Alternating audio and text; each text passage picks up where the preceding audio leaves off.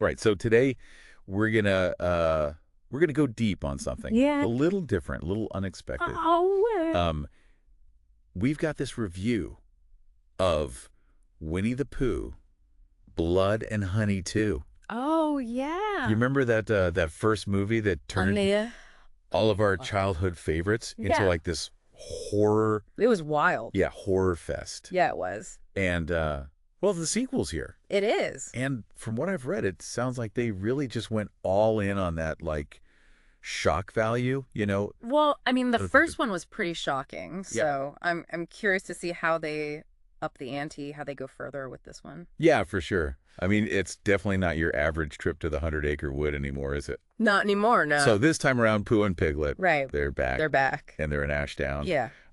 Causing more mayhem. And they've brought some friends. They brought some friends this time. Yeah, so... It seems like Tigger and Owl are joining the party. Wait, so Tigger and Owl, too. Like, I'm trying to picture that. I know. It's pretty wild. Yeah, it's kind of just... It's pretty disturbing to think about them going on a rampage, too. Yeah, that's... I mean, we're used to them being so friendly and cuddly. Yeah, well, the review mentioned that in this sequel, it's just more of everything. Oh, okay. So does that just mean, like, more blood, more guts, or did they actually try to, like, amp up the horror, like, in other ways? Well, yeah, I mean, they definitely amped up the gore, but it sounds like it's not just mindless violence, Okay. The review actually highlighted how the filmmakers are introducing body horror elements into this one. Okay. So think more along the lines of, like, The Thing. Okay. Transformations, mutations, things that really get under your skin. Yeah. I think they wanted to make the audience feel truly uncomfortable. Oh, okay. Yeah. So, like, psychologically disturbing, not just... not just blood and guts, but, like, really kind of get in your head. Oh, I can already imagine. And Christopher Robin is back, too, right? He is. But it's not exactly a happy reunion. No. Is it? It seems like the townspeople are absolutely terrified of him. Right. They blame him for what happened in the first film, right? Yeah.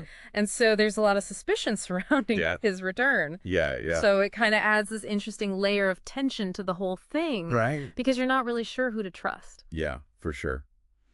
I also noticed the review mentioned something about like a lost twin brother, which is that's a pretty wild detail. That's a pretty wild detail to throw into this already. Yeah, yeah. Insane story. I mean, we're dealing with Winnie-the-Pooh as a slasher villain. Right. And now we're adding a lost twin brother into the mix. It's like, what's going on? Yeah, yeah. But it sounds like they try to connect it to like Christopher Robin's mental state. It does, yeah. It seems like it plays into his mental state, adding this element of paranoia, uncertainty.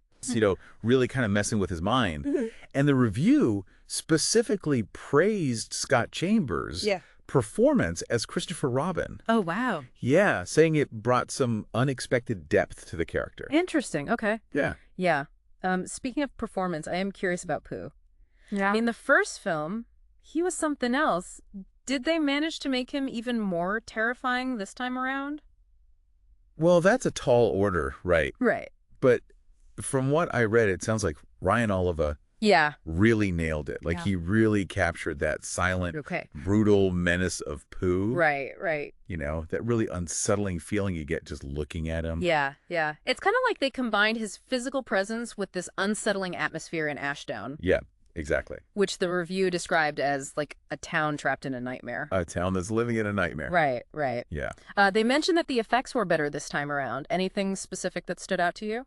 Yeah, the review actually called out the use of practical effects and specifically puppetry. Puppetry, really? Yeah, it sounds like they actually used puppets for some of the creatures. Interesting. And apparently it gives them this really creepy, almost like stop motion feel. Oh, okay. Which I think is a really smart choice because it plays into that uncanny valley aspect, of these beloved characters that we grew up with. Now they're these monstrous figures. Yeah, it's like that kind of familiar, but also really disturbing. Yeah. Yeah, okay. So, more gore. More gore. Body horror, creepy puppetry. Sounds like they're going for a very specific audience with this one. Oh, absolutely. Yeah. The review was very clear about that. They're like, look, this is for fans of grindhouse horror, right. The kind of stuff that pushes the boundaries of good taste. Yeah, yeah. It's not trying to be a subtle exploration of trauma or anything like that. Right. This is pure over-the-top mayhem. Right, exactly. And then there's that whole twisted childhood universe concept. Right, right. Are they seriously trying to build like a franchise out of this? It seems like that's the plan. Okay. You know, bringing in Tigger and Owl suggests that they're going to keep expanding this roster of these twisted characters. It's like they're creating this whole horror multiverse where all of our childhood favorites are corrupted. Yeah, yeah. I mean, pretty wild. That's a fascinating idea. It's scary, but it's fascinating. Yeah. Yeah. So for our listener, let's say they love horror films. Okay. But maybe they haven't seen that first Blood and Honey film. Okay. What would you say is like the biggest takeaway? The biggest takeaway, I would say, if you enjoy horror that leans into the grotesque. Okay. You know, embraces the absurdity. Yeah. And isn't afraid to just be completely over the top. Right. Then Blood and Honey 2 might just be right up your alley. Yeah. You know, it's not going to win any awards for subtlety. Right. But it sounds like it delivers on the promise of just outrageous, bloody entertainment. Right. It's just pure entertainment. Yeah. Just fun. Yeah.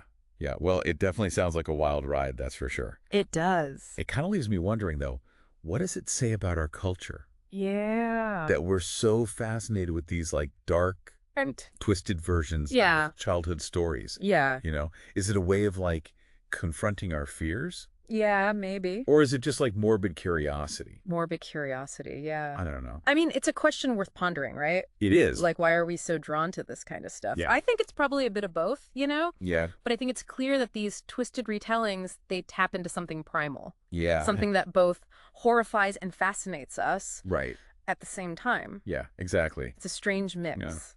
Yeah. Yeah, I guess we'll each have to decide for ourselves. Yeah. I'm definitely curious to see how this twisted childhood universe plays out. Oh, yeah, for sure. Yeah. It's going to be interesting. It's going to be interesting to see what they do next. All right, well, thanks for breaking it all down for us. No problem. Till next time, stay curious. Stay curious.